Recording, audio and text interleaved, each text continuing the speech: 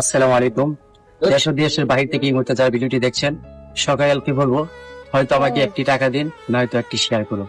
খায়রুল ভাই তার দিকে এসেছে, আমি অত্যন্ত খুশি।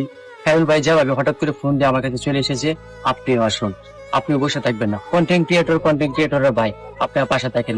মুসলমানের ভাই, আপনারা আমার পাশে থাকেন। আমি সকল রেমিটেন্স যোদ্ধা যারা আছেন তাদেরকে আমি বলবো, প্রবাসী ভাইদেরকে বলবো, আপনারা আমার পাশে দাঁড়ান। আমার মা 2022 সালে লিভার ক্যান্সার আক্রান্ত হয়ে মারা গেছে, আজকে আমার লিভার ক্যান্সার। আপনারা আমার পাশে দাঁড়ান। এই যে খায়রুল ভাই নিজের মন মানসিকতা, তাকে আমি ইনভেস্ট করি নাই, সে নিজের থেকে এসেছি। আপনিও নিজের থেকে এগিয়ে আসেন। আর একটি কথা বলতে চাই, কন্টেন্ট ক্রিয়েটর হিসাবে নিবেন না, একজন মানুষ হিসাবে নেন।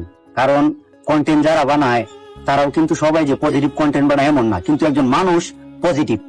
এই মানুষের পাশে দাঁড়ান, কন্টেন্ট ক্রিয়েটরের পাশে দাঁড়াতে হবে না। আপনি একজন সাধারণ মানুষ, সে কন্টেন্ট বানায় বোধহয় আপনি যে তার পাশে দাঁড়াবেন না এমন হতে পারে না।